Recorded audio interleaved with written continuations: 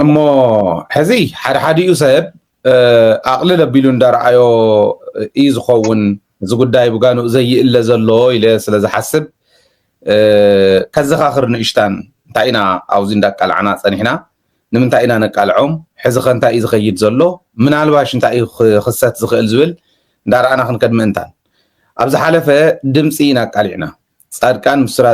بسرعه مارز غورو قال دناي سلك مللس ناي سلكي زررب ينقالعنا دحريو صادقان 45 سبات كاب تግራይ تاكيبهم كيدوم አዲስ አበባ ተገንዘብ 45 سبات ببلين يوزوسدم نزيهم ببلين تقريصلهم كيدوم አውን ሆቴል ተታሒዝሎም ክንደይና ይዛአክል ገንዘብ ይጥፉ ከም ዘሎ ራይዎም ሰላት ክንደይና ይዛአክል ኢንቨስት ይገብርለው በደንብ ሓዙኒ ሕዚ 45 ሰባት ወሲዱ ስልጠና የምሂቦም السلطنة زهاولو منالباش أبز حلفة ونسلزلعلنا يو جنرال صادقان زمرحو دليت لوطي زبل منقسقات دليت لوط زبل ودابة خمزلو زو ودابة زيو بعل سمرتون بعل كالوتون حزون نتقسن مقدما يون زتقسنايين ودابة تحت كمزلو زقلص إيني رفت السلطنة لذي بسلسة ودابة نمرحو لنا عيزبل تقرأي مريحنتان مفراس حزبان مبتان بسلسته منقد نمرح لنا يبل ازي بسلسته منقد زمرح زلو وصيتو كاب كلته حدن ملؤ بملؤ مرحنا تግራይ صراري كادربيخا صادقان زمرحا صادقان زماخلا ودبات ناي حزي ابزو نو صحف لما عنت ننبولكم اكاتيتو مزنيو ودبات زلو ام مانيفيستو ناي صادقان زمرحا منقسقاس دليتلوط تبلون تزرزيرن زلوا ግን نحنا يلنالون يلن فرقان زي ملسا فرقان مليسانين زلو مخانو سلسته ودابه خم زلو وتادراوي خم زلو بوليتيكاو خم زلو نوزي زماخل ميديان بروباغاندان زحازه حيل خم زلو نقل عنينا مسينا ميدياتات بعلمني نو زلوا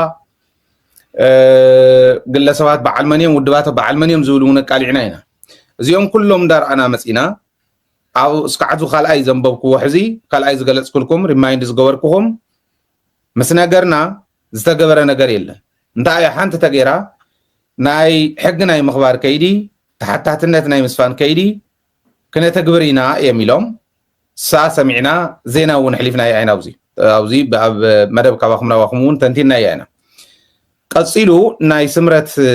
ናይ መቀለ ናይ ከተማ መቀለ ሚዲያን ኮሙኒኬሽንን ዝብል ጽሑፍ ዝሓዘ ኣብ ዋትስኣፕ ግሩፖም ዝበተንዎ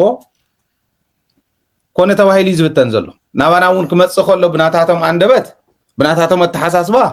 ኣብ ደደቢት ቴሌቪዥን እንድሕር ቀሪብናዮ ኦሬዲና መላ ህዝብ ትግራይ ይበጽሕ ስለ ዘሎ ይበጽሐልና ኣሎ እዩ ንሕና ከዓን ህዝብ ትግራይ ዋርኒንግ ምልክት ኢና ንዎ ዘለና ታናይ ዋርኒንግ ምልክት ከምዚ ኣዝበለት ትመጸካለሙ ኣላሞ ተዳሊኻ ጽናሕ ዝብል መልእኽቲ ኣለዎ ኢልና ኢና ንሕልፎ ዘለና እዚ መልእኽቲ እዚ ብደንቢ ደጋጊም ካስራሓሉ ስለ ዘለዎ ካድረታት ክሰርሑ ዘለዎም እዚ እዩ ዝብል እምነት ኣለኒ እቲ ናይ ሚዲያን ኮሙኒኬሽንን ክንደይ ሰብ ከም ዘሎ ክንደይ ሚዲያታት ከም ዘለው ከመይ ዝበለ ጽሑፋት ኣብ ግድግዳታት ኣብ መንድቃት ከም ዝልጥፉ እዚኦም ኩሎም አሪና ኢና ገሊጽና ኢና ኣብ ተወሰነ ከባቢታት ተራእዮም እዮም ኣብ ክፍቶ ኣብ መቐለ ተራእዮም እዮም ብተግባር ርኢና ኢና ለጢፎም ማለት እዩ ሕዚ ንራብዓይ ግዜ ነቃልዑ ዘለና ናይ ሎሙ ጽሑፍ እዩ እዚ ጽሑፍ እዚ ካብ ዋትስኣፕ ግሩፖም ዘውፃናየ እዩ ኣው ዘለው ሰባት ኣውፅዮም ናባና ሰደድዎ ማለት እዩ ፍልፍላትና ሰደድዎ እዚዩ ጥሙር ውዳበ ደላይ ለውጢ ይዝብል ጥሙር ውዳበ ደላይ ለውጢ ይዝብል ካፍታ ማኒፌስቶ ናይ ጻድቃን እዮም ሰመራይዝ ገይሮማ ዘለው ታ ማኒፌስቶ አላትንያ خنبብ ዝደሊ ክሰደሉ ኽእልየ ታ ማኒፌስቶ ማለት ዓንዶም ኮይኑ ዓምዶም ገብረ ስላሴ መጺ ማኒፌስቶ ከፋልጥ ማኒፌስቶ ናይቲ ምንቅስቃስ ደለይቲ ለውጥ ዝብል ከፋልጥ ኢሉ ምስ ብስራተ ማረዝ ዝዛረባ ዝነበረ ጻድቃን ማለት ያ ኣብዚ ዝንሄ ጉዳጉድ ኣብዚ ሕዚ ዘንብወልኩም ዝንሄ ጉዳጉድ ብተግባር ከጀሚሮም ወደ ጀመርዎን ዝብል እንዳርአኹም ክትከዱ ከም ብወኤ ብትዕግስ ኣዳምጹን ኢኹም ምክንያቱ ወሳኒ ስለ ዝኾነ ታይብል ጥሙር ውዳበ ደላይ ለውጢ ይብልሞ አብዙ ውዳበ እዚ አብዘዋና ስምረት ዓረና ባይቶና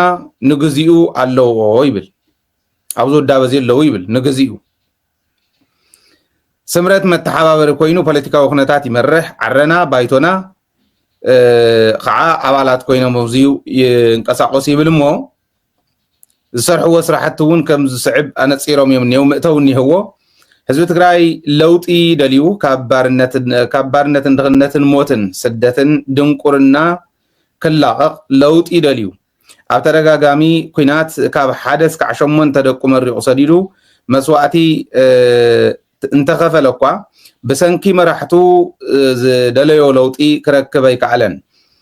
ተሳትፍኡ ተሓንሽሹ ባህጉ በኒኑ ሉዓላውነቱ እውን 40% ኣብ ሓደጋ ወዲቑ ይርከብ ኣብ ትግራይ ዘለዋ ደለይቲ ለውጢ ውድባትን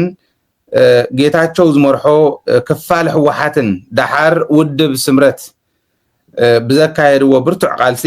መላእ መንእሰይን ህዝብን እግረኛ ሰራዊትን ኣብ ጎኒ ለውጢ ተሰሊፉ እቲ ናይ ጥፍኣት ሓይሊ ዝሰዓረ እንተኾነ ስልጣኑ ንምንዋሕ ኮርን ልዕሊ ኮርን ኣሰሊፉ ኣብ 2017 ዓመተ ምህረት ጥሪ ወርሒ ዝተወሰነ ዓፋን ውሳነ ብምጥቃም ኩሎም ኣንፈታት መምርሕታት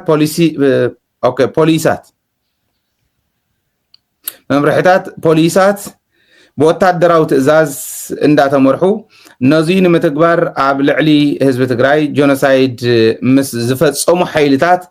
ሻዕብያን ፋኖን ጽምዶ ፈጢሩ ይብል ሻዕብያን ፋኖን እዮም ቶም ጆኖሳይድ ፈጸሙ ዝብለና ዘሎ ሻዕብያን ፋኖን ምስ ኣብ ልዕሊ ህዝቢ ትግራይ ጆኖሳይድ ምስ ዝፈጸሙ ሓይልታት ሻዕብያን ፋኖን ጽምዶ ፈጢሩ ህዝቢ ትግራይ ከጽንት ይገዳገደሎ ነዚ ናይ ጥፍኣት ሓይሊ ንምውጋድ ሓይልታት ደለይቲ ለውጢ ጥምረት ፈጢሮም ብሰላማዊ ቃልሲ ከውግድዎ ዘይተርፍ ስራሕ እዩ ስለዝኾነ ትልሚ ምድላው ኣድላይ ኮይኑ ተረኺቡሎ እዩ ዝብል ትምእተው እዚኣ ጥራሕ ንረኣያ ከምታ ብቀዳማይ ዘቕረብናያ ሓደ እቲ ናይ ጻድቃን ናይ ዕንወት መንገዲ ጠጠው ይብልን እሞ ጠጠው መበሊ ገዲቡ ክሕዞ ዝኽእል ጠጠው መበሊ ክስራሓሉ ክኽእል ኣለዎ እዚ መንግስታዊ ዝኾነ ስራሕቲ ክስራሕ ክኽእል ኣለዎ ጠጠው ይብልን ከፍርሰካ እየ እዩ ዝብለካ ዘሎ ኣበዳኖም ከፍርሱና እዚኦም ትድዋ እዚኦም እንዳበልካ ብፈኸራ ዝኸውን ኣይኮነ ብፈኸራ ኣይኮነን ብተግባር ክስራሕ ዘለዎ ነገር ክህሉ ኣለዎ ኣብዚ ዘለዋ ውድብ ስምረት እያ ኢልዋት ሓንቲ ግን ሰላማዊ ብዝኾነ መንገዲ ኢና ክንቃለስ እዩ ዝብል ስምረት ብሰላማዊ መንገዲ ድዮም ዝቃለሱ ዘለው ሰራዊት እንዳፍረስካ በረኻ ኸይድካ ሓትካ እንዳቀተልካ ዓዲ እንዳርዓድካ ሰላማዊ መንገዲ ዲ ዝበሃል እዚዩ ዝየር ይፍለጦ ትዝኒሄ ህዝቢ ንክፈልጦ ግን እዚ ኢሉ ህዝቢ የታልል ኣሎ ጻድቃን ናይ ምትላል ማስተር እዩ ማስተር ምትላል ኢልና ክንቅምጦ ንኽእል ኢና ማስተር ምድንጋር ኢልና ክንቅምጦ ንኽእል ኢና እስካዕ ሎሚ ዘይብላ ዓቕሙ ዘለዎም ሲሉ ናዮም ስሉታት ምልክት ኢልና እውን ክንቅምጦ ንኽእል ኢና ንመን ክሽውድ እዩ ኣየናይ መንእሰይ ተታሊሉ ኢና ኣብዚ ክኣቱ ብሂወት ኣለና ብሓንሳብ ክንሪኦ ኢና ግን እዚ ይብሉ ካብኡ ዕላማ ኣለዎ ሽቶ እኒሄዎ ጥፍኣት ዘጠፍእ ዘሎ ሓይሊ ክነውግድ ኢና እዮም ዝብሉ ንክቕልጥፍ ምእንታን እዚኦም ክሓልፎም እየ ናይ ጥሙር ቃልስና ስትራተጂ ኢሉ እውን ዝተዋደደ ጥሙር ቃልሲ ብምክያድ ደጋፊ ሓይሊ ብቕልጡፍ ምፍጣር እዩ ዝብል ሕዚ ደጋፊ ሓይሊ እንዳፈጠሩ ንሶም ክኸዱ ከለው ነቲ ናይ ዕንወት ሓይሊ እንዳቃልዕ ዝኸይድ ናይ ቅንዕና ናይ ቃልሲ ሓይሊ ምፍራይ ዘይከኣለሉ ምክንያት እንታይ ኣሎ ምን ዓቕኒ ምንታይ እዩ ኣድልዩ ባህሊ እያ ትክክል እዩ ፀረ ህዝቢ እዮም ህዝቢ ትግራይ ንኸምዚኦም ዝበሉ ዝሽከም ማእገር የብሉን ግን እንተደጊፍካዮ ኣያለኒ ማእገር ኣለኒ ዝሕልወኒ ዝንከባኸበኒ መንግስቲ ኣሎ ዝኣምኖ መንግስቲ ኣለኒ ኢሉ መኸተ ዝመርሓለይ መንግስቲ ኣለኒ ኢሉ ክኣምን ከሎ እምበር ንበልዓ ክትህቦ ከለካ ፍፁም ዘይኸውን ምዃኑ ክፈርሰካ ከም ዝኽእል ክፍለጥ ክኽእል ኣለዎ ማለት እዩ ዘጋጥሙ ፀገማት ኢሎም ሓምሻ ኣቕሚጦም ዘለው